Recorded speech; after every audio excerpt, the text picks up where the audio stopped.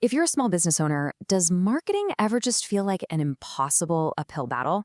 I mean, you pour your heart and soul into your business, but actually getting the word out can be so frustrating. Well, today we're going to break down a really powerful playbook from the book 85 Inspiring Ways to Market Your Small Business that's designed to give you a clear path right through all that chaos. You know, the author, Jackie Jarvis, she just gets it. This quote, it just perfectly captures that feeling, doesn't it? You're investing all this time, all this money, but that return you're hoping for, it just doesn't seem to show up. Right? It's that feeling of shouting into the wind, trying a million different things, and at the end of the day, you're just left wondering where all the time and money went. If that hits home for you, trust me, you are not alone in this. So, how do we fix this? Where do we even start? Well, the playbook's very first move is to tackle the biggest problem head on. That feeling of being completely and totally overwhelmed by all the things you think you should be doing in your marketing. And here it is. This is the big secret, the fundamental mindset shift. We all get so caught up in the tactics, right? A new social media plan, a different ad campaign. But the book argues that all of that is basically useless until we get clear on something way more important. It all has to start with your vision. Just think about that for a second. Before you can effectively market your business to anyone else, you have to get crystal clear on what you actually want from it. According to the book, this isn't just a nice idea. It's the first non-negotiable step. And listen, this isn't about some stuffy corporate mission statement that you write once and forget about. The book uses this brilliant analogy. Think of your vision like you're planning the perfect vacation. You have to know the destination. That's what gets you excited and makes the whole day-to-day journey feel worth it. So this brings us to what the book calls a special response question, and it is by far the most important one. Seriously, forget about marketing for a minute, forget your customers. Just ask yourself, what do I really, truly want my business and my life to look like? Now, to make that vision feel real, we need a time frame. So let's get specific. I want you to really try and picture it. What does success look like? And more importantly, feel like exactly 1 year from today? Okay, now let's zoom out. Let's dream a little bigger. If absolutely everything went right, where is this whole journey taking you in the long run? Because having that North Star, that big picture, is what's going to guide every single decision you make from here on out. All right, so once you have that powerful internal clarity, the second pillar of this playbook requires a massive shift in perspective. It's time to stop looking out from your business and start looking at it.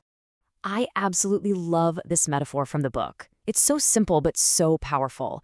Just imagine you could literally borrow your customers' glasses for a day. If you could see your business through their eyes, what would you suddenly notice about your website, your service, your emails? And this lays out the difference perfectly. On the left, that's our world, right? We're focused on our products, our features, the daily grind. But on the right, that's the customer's world. They aren't looking for our services. They are looking for a solution to their problem. They care about their needs, their benefits. Okay, so you see how this is all building on itself? You've got your vision. You're now seeing through your customer's eyes. So the next question is, in a marketplace that is full of noise, how do you get them to choose you? This is where you find your unique voice. And that voice is what we call your unique selling proposition, or USP. It's the simple, powerful, and memorable answer to the single most important question that's always on your customer's mind. Out of all the options out there, why on earth should I pick this one? And what's great is the book gives us this beautifully simple 3-step process to build one. First, you start with their problem, their real nagging frustration. Then, you clearly define what they truly want as a solution. And from there, you craft your unique promise that bridges that exact gap. Here's a classic example that just makes it crystal clear. What's the problem? You're hungry and you hate waiting. What do you want? Pizza, fast and reliable. And what's the promise? Fresh, hot pizza in 30 minutes or less, or it's free. It's specific, it's measurable, and wow, is it powerful. Now, let's try this framework with another example from the book, a building company. What's the customer's real problem? It's the anxiety of waiting forever for a quote and the fear of costs spiraling out of control. So what do they want? Speed and certainty. So a killer promise would be something like a guaranteed fixed price quote within 48 hours. You see how that directly solves their biggest pain point? Vision, customer perspective, a unique voice. Okay, with these three strategic pillars locked in place, the final part of this playbook is all about execution. It is time to make it all happen. And making it happen isn't about some secret, complex marketing tactic. It's actually about something far more human. Consistently, deliberately nurturing the relationships you have with your customers. Because let me tell you, the cost of losing that connection, it's huge. Take a good look at this number from the source material. This is the percentage of customers who stop doing business with a company for one very specific reason. Any guesses what it might be?